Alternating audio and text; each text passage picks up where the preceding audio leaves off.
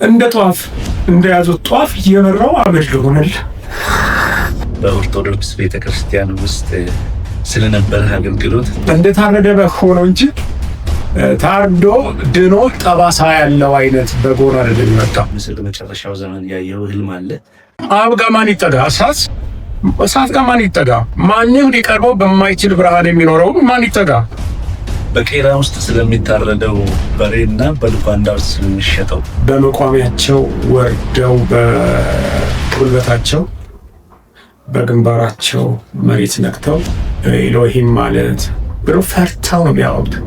እንደው ስለ መንፈሳዊ ነገር መረዳትህ ምን ይመስል ነበር? 30 ዓመት ሲሞላኝ ደነገጥኩ። እኔ ምንድነው በቃ ልቤ አመቱን ሙሉ ማለት ነው የታቀረ እንደ አለኝ። ኢየሱስ እኮ 30 ዓመቱ ላይ አገልግሎት ጀምሯል። አንድ መኪና ነበረችና እሷንም መልሰህ ሽጠህ ለቤተ ክርስቲያን ሰጠክ። እወድሃለሁ አልኩና በኦርቶዶክስ ኮንቴክስት ነው የተናገርኩት። ምንም ሌላ ነገር ስለማላውቅ እንደ 22 ሽማግሌዎች አጠገቡ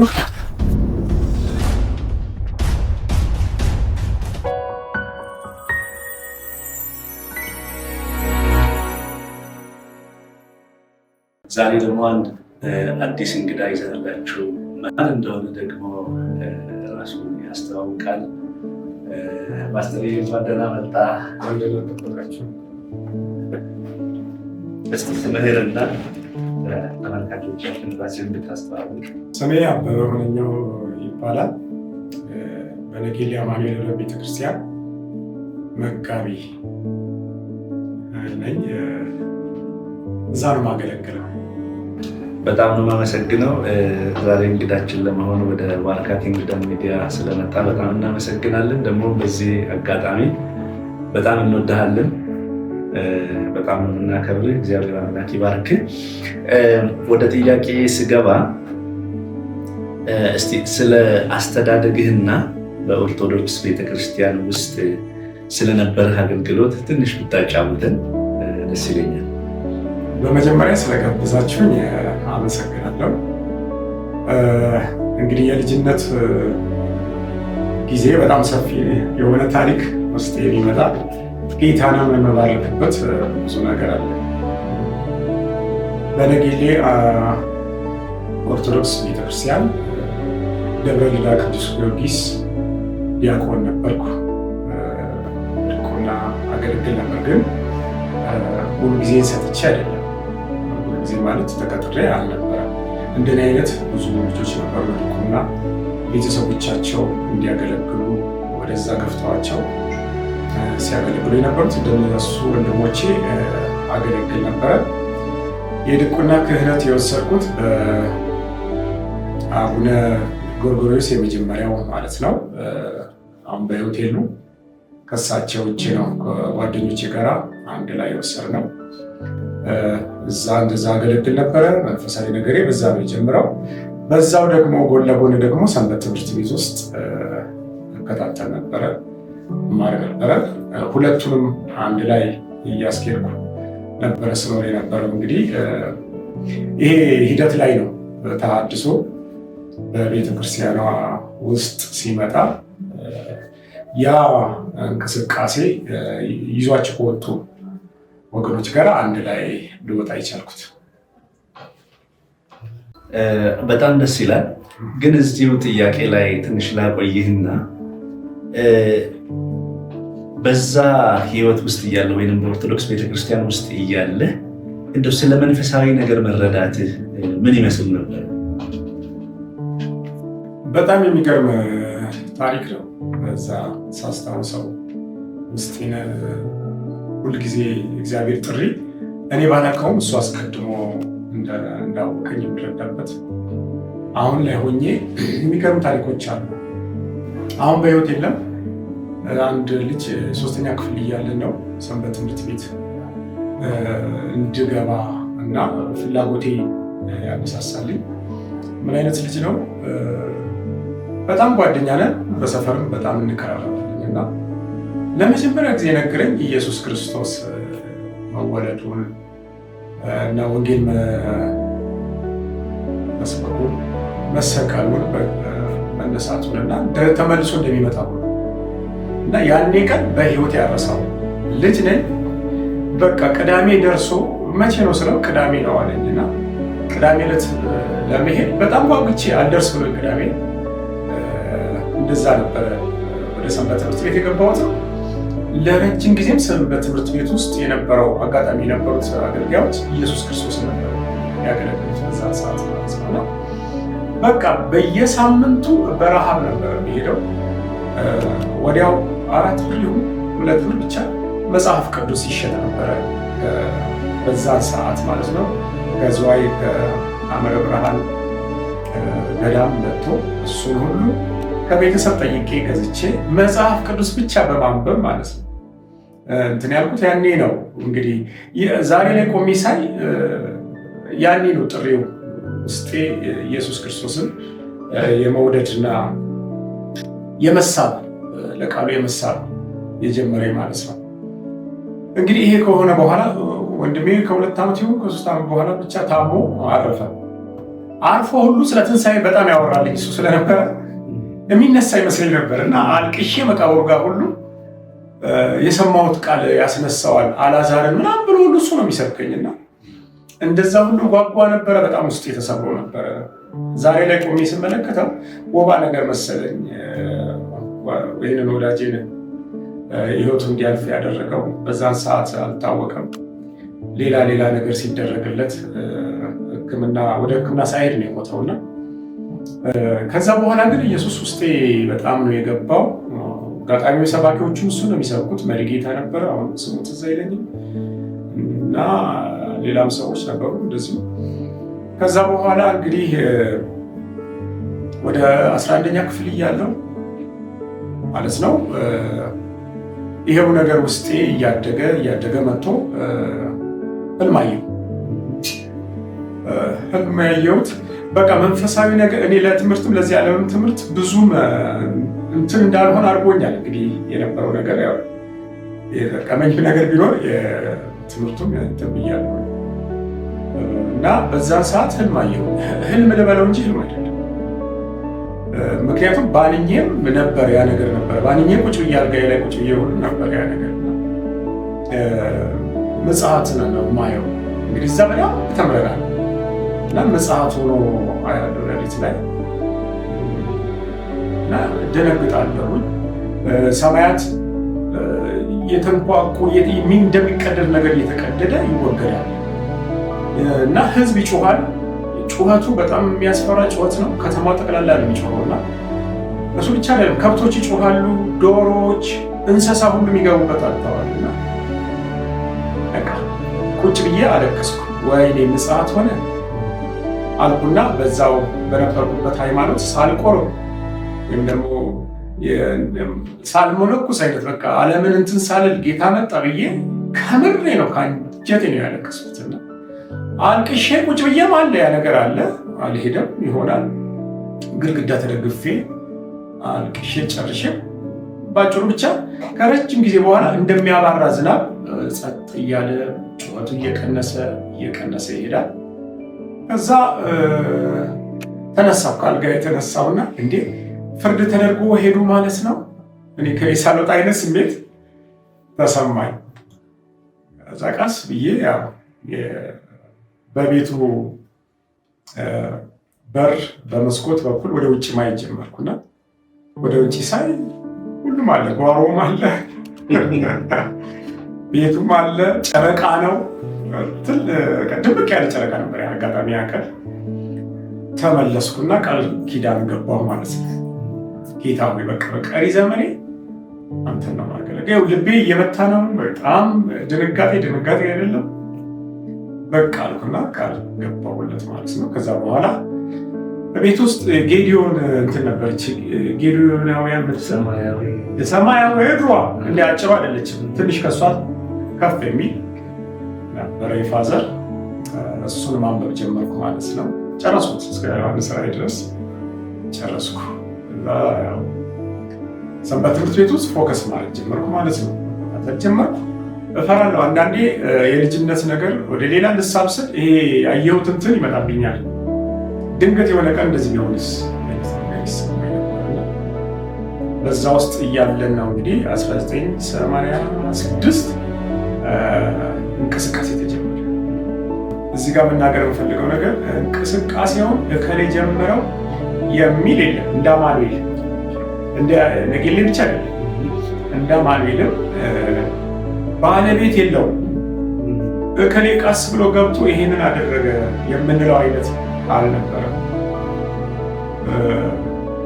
እንደውም እግረ መንገድ ለመናገር ከዛ በኋላ እኛ ወጥተን 2 ዓመት 3 ዓመት ከቆየን በኋላ መጽሐፎችን፣ መጽሔቶችን፣ ጋዜጦችን ማንበብ ስንጀምር ለካ ያ ሪቫይቫል ዓለም አቀፍ የኮሚኒዝም ርዕዮተ ዓለም እንደ ዓለም አቀፍ የተንኮታኮተበት ጊዜ ነበር እና በዓለም ሁሉ ከዛ በኋላ ሪቫይቫል መጥቷል። ምናልባት ታሪክ የሚያውቁ ሰዎች ትልቅ ሪቫይቫል የመጣው በሞስኮ ሌኒንግራንድ አደባባይ ላይ ሁሉ ትልልቅ ኮንፈረንሶች መደረግ የጀመሩበት ነው። ቤተክርስቲያን እንደገና ሪቫይቭ ያደረገችበት ጊዜ ነው። ላቲን አሜሪካ ላይ በጣም ብዙ ሰዎች ይድኑ ነበረ። እንደ ዓለም አቀፍ ቻይና እና ወደ ምስራቅም በጣም ትልቅ እንቅስቃሴ ነበረ። በተለይ የኮሚኒስት ሀገሮች የነበሩት ላይ ያ እንቅስቃሴ ነበረ፣ እኛ ጋር ብቻ አይደለም። ስለዚህ የመጣው የገነት ንፋስ እንደ ዓለም አቀፍ ነበረ። ዛሬ ላይ ወደ ስንመለከተው ነው። በቃ እዛ ውስጥ የሰራተኞች ህብረት የሚባል ነበረ። እዛ ውስጥ በጣም እንሳተፍ ነበረ። አሁን በህይወት የለም። መጋቢ ደረጀ ጎሹ ዋና ነበር እዛ ውስጥ። በቸርቿም ተጠሪ እሱ በትምህርት ቤቱ ማለት ነው። ከእሱ ጋር በሆነ እንቅስቃሴ የሰራተኛ ህብረት ተቋቁሞ ነበረ። እዛ ላይ ወንጌል ነው የሚሰራው። አንደኛው ግሩፕ ይሄ ነው። እኛ ሳናቅ ደግሞ አንድ ግሩፕ ደግሞ ገብቷል። ከተማ ላይ ሌላ ሰው ገብቶ ነበር። 2 ሞሎክሲዎች ገብተዋል እና ከተማችን ላይ የነበሩ ስማቸውን አስታውሳለሁ። አባ ኃይለ ሚካኤል የሚባል አንድ መነኩሴ እና እማሆይ ማህደር የምትባል የመነኩሴ ልብስ ነው ሁለቱም የሚለብሱት። ግን ከተማችን ላይ የተሃድሶ የወንጌል እንትን እየሰሩ ነበር እና እንትን እንላቸዋለን ብዙ አንቀበላቸውም። እንግዲህ አንድ ግሩፕ ግን በዛ ግራውንድ እየመጡ እንደገና ውጭ ደግሞ ጸሎት አንድ አማኝ በእነሱ ጌታ የተቀበለ ሰው ቤት ውስጥ ጸሎት ምናምን ተጀምሯል። አናውቅም እኛ ብዙ እንደተሰራ ሰንበት ትምህርት ቤት ውስጥ ሰራተኛ ደግሞ እንደዚሁ መጽሐፍ ቅዱስ ላይ ብቻ ትኩረት በማድረግ እንቅስቃሴ ተጀምሯል ማለት ነው። 3ኛ ሌላ ግሩፕ ደግሞ መጣ በኋላ ከአዳማ ከቅድስት ማርያም ማለት ነው እንቅስቃሴ ያኔ ለፓስተር ዳንኤል የነበሩበት እንቅስቃሴ ውስጥ የነበረ ልጅ ቤተሰቡ ነጌሌ የሚኖር ሸዋን ግዛው ቦጋሌ ይባላል። በጣም የምንወደው ወንድማችን ነው። በቅጽል ስሙ ጎቬራ ይባላል እና እሱ ደግሞ ማህበረ ኢየሱስ ደግሞ የሚል ከተማ ላይ ሻይ እና ዳቦ ብቻ የሆነ በየሳምንቱ ይመስለኛል በየሰው ቤት እየተኬደ ትንሽ ወንጌል ይሰበካል፣ ሻይ ቡና ይደረጋል። እንደዚህ የሚዞር እንቅስቃሴ የተደረገ ማለት ነው። እነ መነኩሴዎቹ ጋር ባንጠጋ ከዚህኛው ጋር ግን ቤተሰቡም ሰንደይ ስኩል ውስጥ ስላለ አብረን እንቅስቃሴ ውስጥ ገባን ማለት ነው። ይሄ ነገር ነው እንግዲህ ሳናቀው ወደ ትልቅ የእግዚአብሔር አጀንዳ የዘላለም አጀንዳ ውስጥ ይዞን ገባ። ወንጌል ሲሰበክ ሳናቅ ማልቀስ ተጀመረ ማለት ነው። እዛው ሰንበት ትምህርት ቤት ውስጥ ከዚህ ቤት ብዙ ጊዜ ይሰበካል፣ ግን ከሆነ ጊዜ ወደዚህ ተቀየረ። ማናቀው ነገር መጥቷል። እሱ ብቻ አይደለም፣ አጋንንት መውደቅ ጀመረ። በነገራችን ላይ በተሃድሶ እንቅስቃሴ ውስጥ የጸጋ ስጦታ የሚባል ነገር አናውቅም። 1 2 አጋንንትን በመገለጥ እናውጣ ምናምን ከዛ በኋላ የሚሰማ ነው እንጂ እኛ ጋር ወንጌል ሲሰበክ ነው የሚወድቀው። በፍጹም መቆም አይችሉም። በዚህ የተነሳ ልዩ ነገሮች ተፈጠሩ ማለት ነው። የሚደረገው ነገር በጣም የሚያስደንቅ ሰው ሳያውቅ በልሳን እና እዛ ውስጥ ባለው እንቅስቃሴ ሳናውቀው የእግዚአብሔር መንፈስ ለካ ገብቷል ዛሬ ላይ ሆነ ስንመለከተው ማለት ነው። ጴንጤ በጣም አንወድም። የአውሬው ትምህርት ነው የምንለው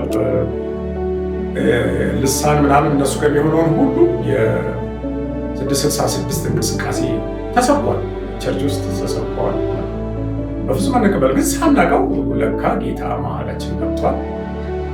ጋኔንቶች ይወድቃሉ፣ ጮኸው ለቀው ይወጣሉ፣ ብዙ ነገር ይናገሩ ነበር በዛ ሰዓት።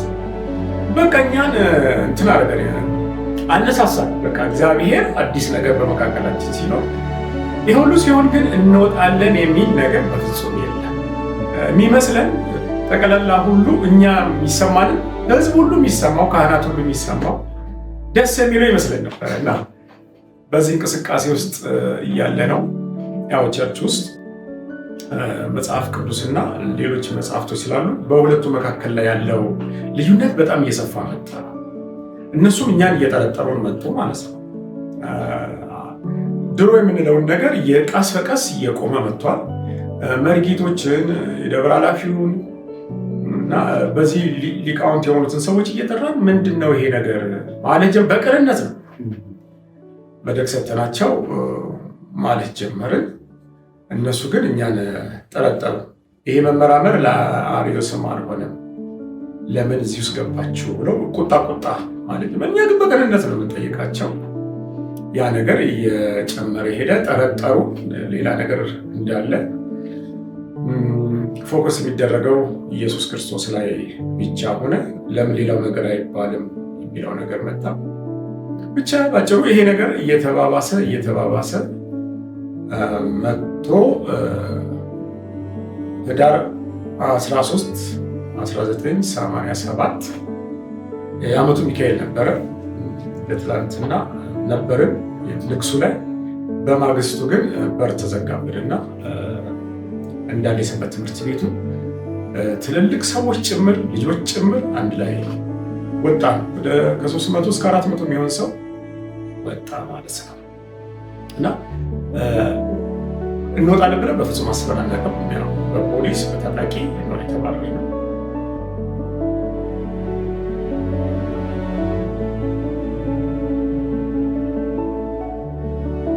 ተባረንም የሆነ ቀን እንመለሳለን ብለን እናስብ ነበረ። ግን የእግዚአብሔር ሀሳብ እዛ ውስጥ በጣም የሚገርም። አንድ እናት አሁን በሕይወት የሉም፣ አብረው ዋጋ የከፈሉ እናት ናቸው። ቀጥታ ግቢያቸውን የወሰዱ ተጀመረ ማለት ነው። እዛ በነገራችን ላይ ይህ ነገር ከመሆኑ ከአንድ ዓመት ወይ 7 ወር 8 ወር በፊት በአዲስ አበባ አንድ አገልጋዮች መነኮሳት አባ ብእሲ የሚባል ከመዘምራን ጋር መጥተው መዝሙራቸው ጠቅላላ ክርስቶስ ተኮር የሆነ መዝሙር ውስጥ ተለማምደናል። ወጣ የሚል ማለት ነው። እጅግ ኃያል ነው ስሙ፣ እጅግ ገናና፣ የጌቶች ጌታ ኢየሱስ ይሰራል ገና የሚል እንደዚህ መዝሙር ነበርና እሱን እየዘመርን ነው ወደ እናታችን ቤት ይሄድ ነው እና እዛ ቆየን። ለመደራደር ተሞከረ። በፍጹም እንደማንመለስ ተነገረን። እንደውም በወንጀል ከሰው ከፊት ይመራ የነበረው ወንድማችን ደረጀ ቆሾን እስር ቤት ሁሉ አስገብተው በኋላ የነበረው በዛን ሰዓት እንግዲህ ኢህአዴግም ገብቶ ገና በሰዓት ነበረ። የጸጥታ ክፍሉ ነው እንደገና ህገ መንግስቱ ይደግፋቸዋል፣ መብታቸው ነው በሚል እግዚአብሔር ያው ብሎ የመንግስት አካሎችን ተፈቶ ብቻ ብዙ ጊዜ ታስሯል። ወጣን ማለት ነው። የምንመለስ ይመስለናል። አንድ ካልተመለስን ደግሞ ውጪ የመድኃኔዓለምን ቤተክርስቲያን ያው እንትኑ ገብቶናል። ሌሎቹ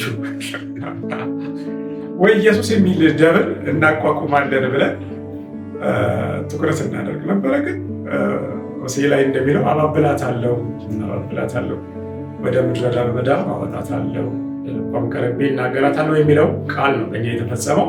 ቀስ በቀስ ነው ከውስጣችን እየጠረገ የወጣው እንጂ ራሱ ከኛ ፊተኛ ሆኖ ሲመራን የነበረው ወንድማችን ደረጀ ቆሾ ራሱ ይል ነበረ የመድኃኔዓለምን እንትን ጳጳሱ ሄደን ብለን ማለን ይል ነበረ እና ለካ የጌታ ዓላማ ሌላ ነበረ እና የሚገርመኝ ነገር ልንገራችሁ። እዛ ውስጥ ያ ትልቅ ሪቫይቫል ውስጥ አልፎ አልፎ የማርያም መዝሙር ይዘመራል። ግን የሚዘመረው ምን አይነቱ ነው?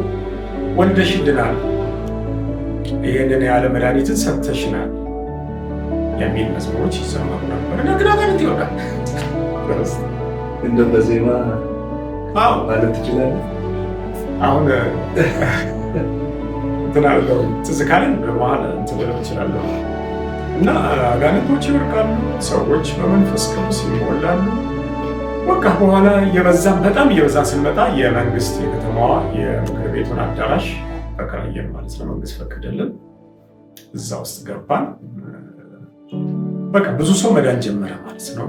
ከኛ ጋር መከለከል ጀመረ። በነገራችን ላይ ትልልቅ ሰዎች እናቶች ሁሉ የ11 ሰዓት ትምህርት የቤተክርስቲያኗ የተለመደ አለ ነው። እዛ ወደ ምህረት ጋር የሚከታተሉ የነበሩ ትልልቅ እናቶች ጭምር ነው አብረውን የወጡት እና እየተሰደቡ በጣም ብዙ መከራ ተቀብለዋል። አብረውን በፍጹም ወደኋላ አላሉ። አብረውን የወጡት ነው። ትልቅ ሪቫይቫል ነበረ። በዛ መንገድ ስለመጠራቴ በጣም ነው የምኮራው።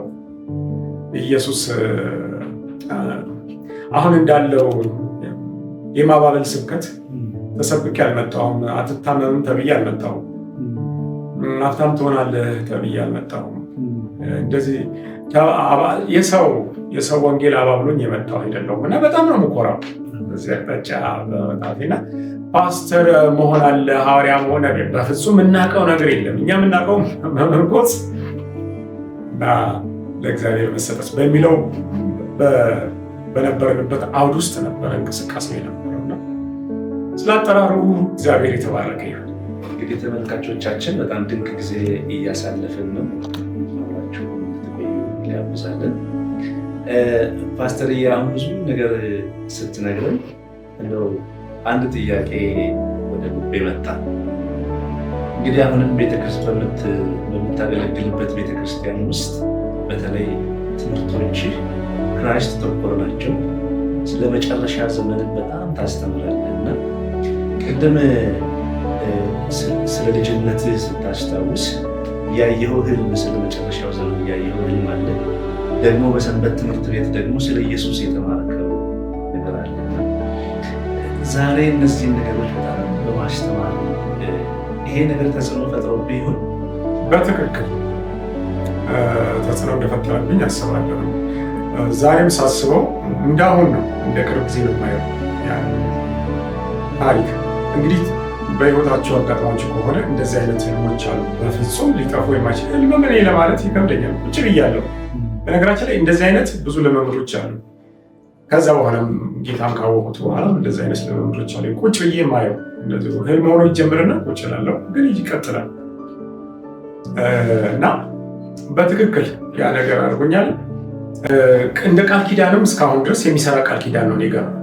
ያኔ ቀን አልቅሼ ተናገርኩታል። በቃ በቀሪው ዘመኔ አንተን አገለግልሃለሁኝ። በነበርኩበት ኮንቴክስት በቃ ለአንተ ነው ሞልኩሼ እኖርልሃለሁ ብዬ ዛሬ ላይ ሆኜ ግን አገልግዬ የሚለው ነገር ውስጥ የሚመጣው መመንኮስ ዓለምን መተው በእነሱ ማውድ። ስለዚህ ዓለምን ደግሞ ወደድ ከእግዚአብሔር ጋር ጥል ነው። ስለዚህ እንደዛ ነው። በነገራችን ላይ ይህም ብቻ አልነበረም። እዛ ውስጥ እያለው በህልሜ ስሰብክ እኔ ውስጥ ሰባኪ አይደለሁም። በነገራችን ላይ ፕሮግራም መራለው። አንዳንዴ ልምምድ ይሰጠናል ስብከት እንድንለማመድ እንጂ ይህንን ሲሰሩ የነበሩ ሌሎች አሉ ከወንድማችን ከመጋቢ ደረጀ ጎሹ ጋር። ግን እኔ በህልሜ ያለው ይህንን ነገር ማለት ነው።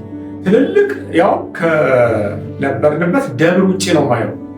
ኦርቶዶክስ ነኝ፣ ግን ትልልቅ መስክ ላይ ትልልቅ ሜዳ ላይ ፀጉሬ ጎፈሬ ሆኖ እንደምንበላቸው ጎፈሬ ኢህአዴግ ሲገባ ወያኔዎች የነበራቸው ጎፈሬ ትዝ ይላችኋል።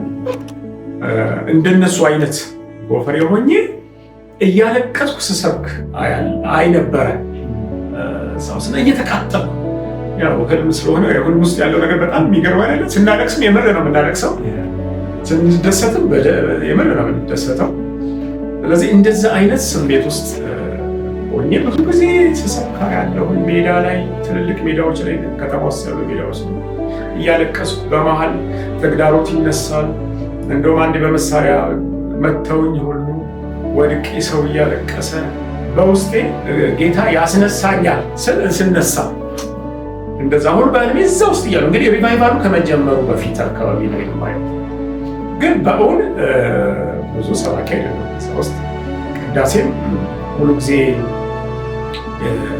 የሚሰሩ ልጆች አሉ። እነሱ ሳይመቻቸው ሲቀር እኛ ቅዳሴ የምንገባው እንጂ እንትንም አይደለም ማለት ቤተ መቅደስ የምንቀድሰው እና እዛ ውስጥ ያለ ነገር ነበረ ልፈልግ እግዚአብሔር እንትን ነበረ።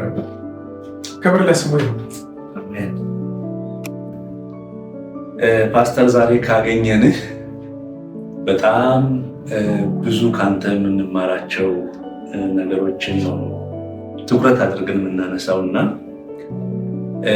አንተ ከምታገለግልበት ቤተክርስቲያን አንድ የደረሰን ጥያቄ አለና በጣም የተባረኩበት ትምህርት አለ። አክቹዋሊ በጣም ብዙ ትምህርቶችን ታስተምራለህ፣ ተከታታይ ትምህርቶችን በጣም ብዙ ሰው እኔም በግሌ የተባረኩበት ትምህርቶች አሉኝ። ያንተ ግን ከነዚህ ትምህርቶች መካከል ሁለት ትምህርቶች በጣም እንዲነሱ የተፈለጉ አሉ። በቄራ ውስጥ ስለሚታረደው በሬና በልኳንዳ ውስጥ ስለሚሸጠው ይሄን ትምህርት ነው ሰፋ አድርገህ ብታስተላልፍልን በጣም ደስ ይለናል። እንደ አገልጋይም ሰው ወንጌል እንግዲህ ስለ ልጁ ማለት ስለ ክርስቶስ ኢየሱስ ነው እና ብዙ ጊዜ ይሄ ነገርን እኔ ወደ ውጭ ስናገር ግን እኔ ራሴ የምኖርበት ነው። በነገራችን ላይ አገልግሎት የፍቅሩ ነጸብራቅ ነው። ክርስቶስን ስንወደው የሚሆን እንጂ አለበለዚያ ሙያተኛ ፕሮፌሽን ሰራተኛ ነው የሚያደርገን። ለቀለብ የሚኖር ሰው ወይም ደግሞ በዚህ ዓለም በሚገኝ ነዋይ ትርፍ የሚያገለግል ሰው ነው የሚያደርገን። እኔ እንደውም በዚህ ጉዳይ ላይ ብዙ ጊዜ አገለግላለሁ። ለአገልግሎት በመንፈስ ቅዱስ ከመሞላት በፊት በክርስቶስ ፍቅር መሞላት ይቀድማል። እሱንም የሚሰራው መንፈስ ቅዱስ ቢሆንም ሰው ወፍራም ቅባት ብሎ ነው የሚፈልገው የሚጓጓ፣ ግን እሱ አይመስለኝም እኔ።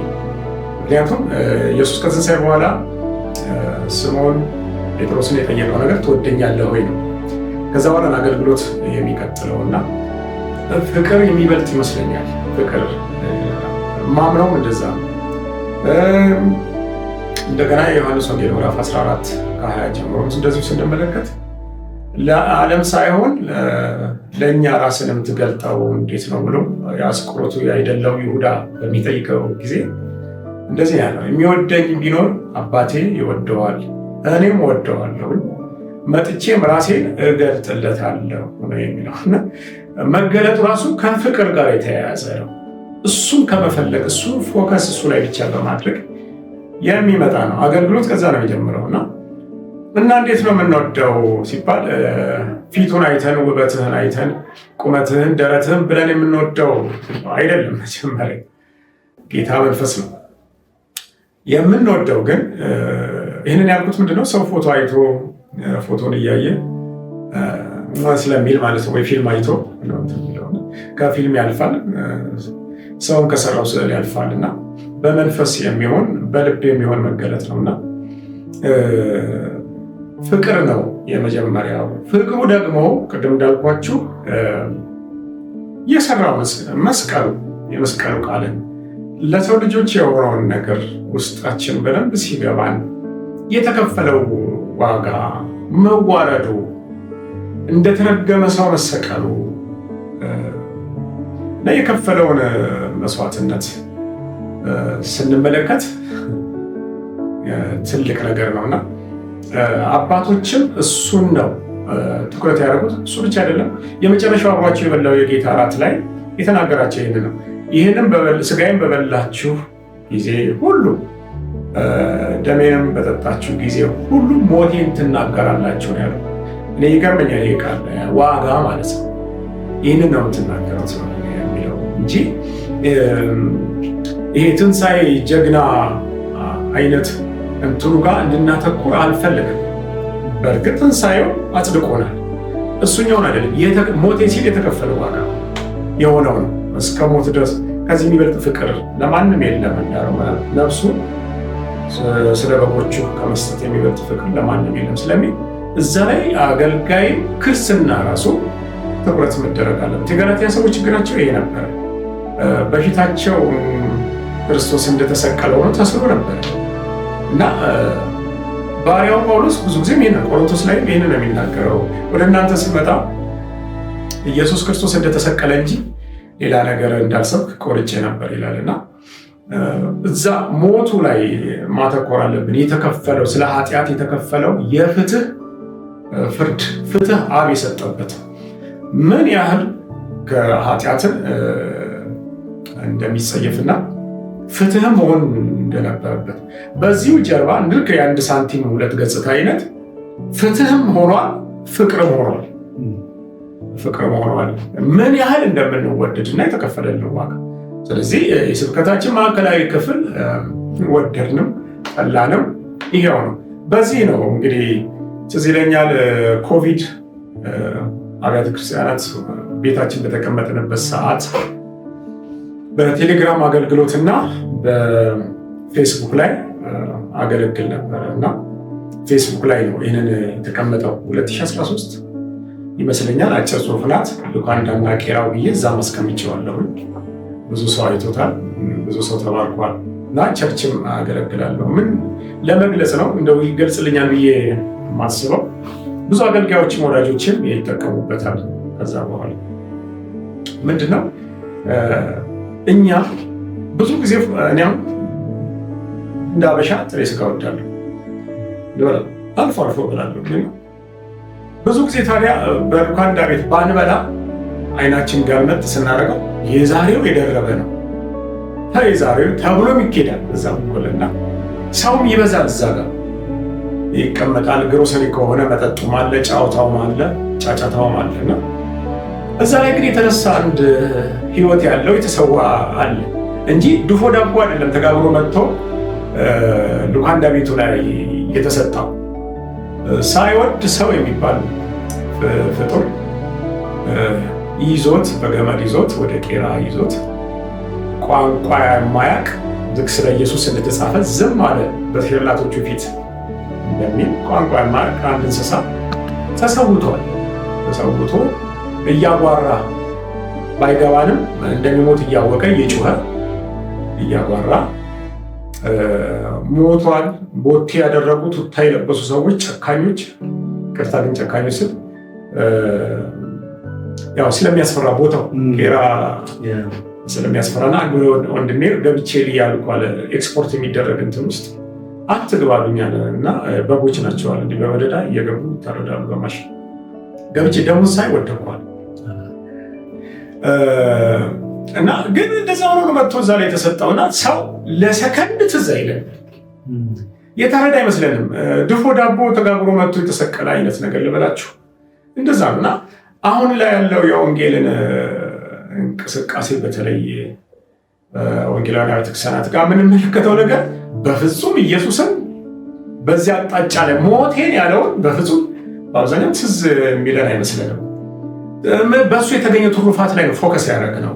ሉካንዳው ነው እዛ ጋር ያለው ነው። ኢየሱስ ስለ እኔ እንትን ሆነዋል፣ እኔ ድኛለሁ፣ እኔ ተፈውሻለሁኝ እና ሀብታም ሆናለሁ፣ እሱ ድሃ ሆኖልኛል። ፎከስ ያደረግ ነው በትንሣኤው የተገኘው ትሩፋት ላይ ነው። እና የሚያስፈልግ እንኳን ቢሆን ግን የወንጌል ኢነርጂ እሱ ነው ብዬ ያለው ቄራው ነው። አባቶችንም በዛ ነው ያየኋቸው። ጴጥሮስም ተዘቅዝቆ እንዲሰቀል ያደረገው እንደ ጌታ ያልሰቀልም ብሎ እንግዲህ የተዘቀዘቀ ሁልጊዜ አይታችሁ ከሆነ ፈርስ ይወጣል፣ ከሆዱ ፈርስ ይወጣል። እንደዚህ አይነት ሆኖ ጴጥሮስ በአፍንጫው በአፉ እንደዛ ተዘቅዝቆ እንዲሞት ያደረገው ስለ ኢየሱስ የነበረው የፍቅር ምላሽ ጨመር ነው። ጳውሎስም ቢሆን በጣም የተማረ ሰው ነው በሃይማኖቱ። ገማሊያ እግር ስር ዝነኛ የሆነ ትምህርት ቤት የተማረ ነው። በግሪክ ፍልስፍናውም በጣም የተማረ ነው። ቋንቋውን የሚያውቅ ነው። ሮማዊ ነው። ፈሪሳዊ ነው። መብላት ቢያስፈልገው ተመችቶት ሊኖር የሚችል ነው። ነገር ግን ይህንን ሁሉ ትቶ እንደ እብድ ያስወጣቸው ነገር ምንድን ነው? ወደ ቤታቸው ሳይመለሱ በዛ የቀሩት ያው አገራቸውን የሚወዱ ጽዮናዊ የሆኑ ትንሣኤ ላይ እንኳን ወደ ላይ ሊያርግ በደብረ ዘይት ስለ ኢየሩሳሌም ስለ እስራኤል የሚቆረቆሩ መቼ ነው የእስራኤል መንግስት ትመልሰው የሚሉ እንደዚህ አይነት ሰዎች ግን በኋላ ተቀየሩ። ከኢየሩሳሌም ወጥተው ግማሹ እንደ ሀገር፣ ግማሹ ወደ ፋርስ፣ ግማሹ ወደ አፍሪካ፣ ሰሜን አፍሪካ፣ ግማሹ ወደ አውሮፓ ሄደው በዛው ነው የሞቱት። ምንድን ነው ያሳበዳቸው? እንደዚህ ጳውሎስ እንዳለው ማለት ነው እብድ በግንባር ለጌታ ባለአእምሮ ደግሞ ቢሆን እናንተ እጠቅማቸዋለሁ እንዳለ እንደዚህ እንደ እብድ ያስቀራቸው ነገር ምንድን ነው ስንል ፍቅሩ ነው። ኢነርጂ እዛ ጋር አለ። ሰው ቄራው ጋር ማተኮር አለበት ምለው። አንዳንድ ሰዎች ሰምታችሁ ከሆነ አትክልት የሚበሉ አሉ በዓለም በፍጹም መታረድ የሌለበት እንስሳ ብለው እና ምንድን ነው ስንል እንትኑ እየዘገነናቸው ነው። ለምንድን ነው እሱ ህይወታቸው የሚቀጨው ነው? ሂውማኒቲ ነው፣ ርህራሄ ነው። እና ስለ ኢየሱስም የተከፈለልን ዋጋን ሰው ካልገባው በፍጹም መዳኑም እንትን ይላል። ትዝ ይላችሁ እንደሆነ ሉቃስ ላይ ተናግሯል ጌታ ይህንን ትኩረት ያልሰጠን ኑሮና አገልግሎት እንዲህ ብለውታል አይደለ? በር ሲዘጋባቸው አላውቃቸውም ሲላቸው እንዴ አሉ። እኛ ሰፈር እኮ መጥተህ አገልግለሃል፣ አብልተህናል፣ አስተምረህናል እኮ ብለው ሊያስታውሱት ይፈልጋሉ። ትሩፋቱን ማለት ነው። እሱ ግን እውነት እላቸውን አላውቃችሁም አላቸውና ይህ ብቻ አይደለም የሚለው ከውስጥ ይላል ነቢያቶችንና የእግዚአብሔርን አገልጋዮች ሲያዩ ጥርስ ማፋጨት ይሆናል። ውስጥ ያሉትን እንግዲህ ውጭ የቀሩት ውስጥ ያሉትን ያያሉ። ለምሳሌ እነ ሙሴ ሙሴ ትችላቸውን ምቾት ዞን ውስጥ የነበረ ማለት ኮንፈርት ዞን ውስጥ ግን የፈርዖን የልጅ ልጅ መባልን አልፈለገም። ከእግዚአብሔር ሕዝብ ጋር መከራ መቀበልን መረጠ ይላል እና ትኩር ብሎ ብድራቱን ተመልክቷልና እና ውስጥ እንደዚህ አይነት ሰዎች አሉ። ምን ማለት ነው? ትሩፋቱን ያልፈለጉ ዋጋ እየከፈሉ የሚመጣውን ዓለም የጠበቁ ማለት ነው። እነሱ ብቻ አይደለም፣ ሌሎችም በመጋዝ የተሰነጠቁ ውስጥ አዩዋቸው። እነዚህ በላን ጠጣን ነው የሚሉት፣ ውስጥ ግን ያሉት ስለሱ ዋጋ የከፈሉ ናቸው። እና ጥርስ ማፋጨት ይሆናል። አለፈ፣ መብላትም አለፈ፣ ምቾትም አለፈ እና የፍርድ ቀን ላይ ተጠየቁ። እንደኔ አገልግሎት ሉካንዳ ቤቱ አካባቢ የታረደውን በግ ትሩፋት አካባቢ ላይ ያሉ ሰዎች ይመስሉኛል። እና ሰው ፎከስ ማድረግ ያለበት የተከፈለው ዋጋ ነው ብዬ አስባለሁ። እዚህ ጋር አንድ ነገር ለመጨመር ፈልጋለሁ። ኢየሱስ ያለውን ክርስትና እንደዚህ ካልገባን ከባድ ሸክምም ነው የሚሆነው። የማቴዎስ ወንጌል ምዕራፍ 13 ቁጥር 45 ላይ ደግሞ መንግስት ሰማያት መልካምን ዕንቁ የሚሻ ነጋዴ ትመስላለች። ዋጋውም እጅግ የበዛ አንዲት ዕንቁ ባገኘ ጊዜ ሄዶ ያለውን ሁሉ ሸጠና ገዛት። ያለውን ሁሉ ነው ሸጦ የገዛት ይችን ዕንቁ። ምን ማለት ነው? አለኝ የሚለው እርሻ፣ በዛን ዘመን ካፒታል እርሻና እንስሳ ነው። እሱን ሸጧል ማለት ነው። ቤት ንብረት ሸጧል። ያለውን ሁሉ ሸጦ ነው የገዛው። ይሄንን እኔ እንደ ከላይም ከታችም ያለ ትርጉም አድርጌ ነው የምመለከተው። አንዱ ኢየሱስ ስለኛ የከፈለው ዋጋ ሁለመናውን ትቶ ክብሩን ትቶ ፊልጵስዩስ ምዕራፍ 2 ላይ እንደሚናገረው እና የተዋጀነው በደሙ ነው እና የራሳችን እንዳንሆን ተገዝተን ያለውን ሸጦ ነው እየገዛን እንላለን። ሁለተኛ ዓለም ገበያ ናት። በዚህ ዓለም ላይ ትምህርት ብለን ለመግዛት ሞክረናል። ብዙዎቻችን ሀብትን አይተናል፣ ደስታ፣ ዝናን፣ ስልጣንን እና ሳቲስፋክሽን የለን ብዙዎቻችን እና አንድ ቀን በዓለም ገበያ ውስጥ ግን አንድ ዕንቁ ተገኘ ኢየሱስ የሚባል እና ሁሉ ይሸጠን መስቀሉን ይዘን ተከተል ነው እና ለክርስቶስም ነው ለእኛም ከስርም ነው። ምክንያቱም እሱ ብሏል ማቴዎስ ላይ ይህንን ቃል ተናግሯል ብለው አጨራርቄ ልናገር። ለዚህ ነው ይህንን ነገር የምሰብከው ብዙ ጊዜ ስብከቴ ውስጥ ማስቀምጠው። ኢየሱስ እንደዚህ አለ፣ ስለ ራሱ ሲናገር እንደዚህ አለ። ከዚያን ቀን ጀምሮ ኢየሱስ ወደ ኢየሩሳሌም ይሄድ ዘንድ ከሽማግሎችና ከካህናት አለቆች ከጻፎችም ብዙ መከራ ይቀበልና ይገደል ዘንድ በሦስተኛው ቀንም ይነሳ ዘንድ እንዲገባው ለደቀ መዛሙርቱ ይገልጥላቸው ጀመር ይላል። እሱ ሊከፍል ማለት ነው ይህን ዋጋ። ከ10 23 ላይ ደግሞ እንደዚህ ይላል፣ እርሱ ግን ዘወር ብሎ ጴጥሮስን ወደኋላ አይሁንብህ ሲለው ማለት ነው ወደኋላ ሂድ አንተ ሰይጣን፣ የሰውን እንጂ የእግዚአብሔርን አታስብምና እንቅፋት ሆነብኛል አለው ይላል። ከዛ ቀጥሎ ግን እነሱም እንደዚሁ መሸጥ የሚገባቸውን ነገር ሕይወታቸውን እንዲህ ብሎ ተናገረ። በዚያን ጊዜም ኢየሱስ ደቀ መዛሙርቱን እንዲህ አለ፣ እኔን መከተል የሚወድ ቢኖር ራሱን ይካድ፣ መስቀሉን ተሸክሞ ይከተለኝ። ነፍሱን ሊያድን የሚወድ ያጠፋታል፣ ስለ እኔ ግን ነፍሱን የሚያጠፋ ሁሉ ያገኛል። አያችሁ፣ እሱም እንደዛ ዋጋ ከፍሏል። እናንተም ክፈሉ። የፍቅር ምላሽ ሪስፖንድ አድርጉ። እኔ ማደርገውን እቺውን አትፍለጋው አለና ይሄ ነው እና እዚህ ላይ ሳልናገር ማልቀረው አሁንም በኢትዮጵያም በአፍሪካም በዓለም ሁሉ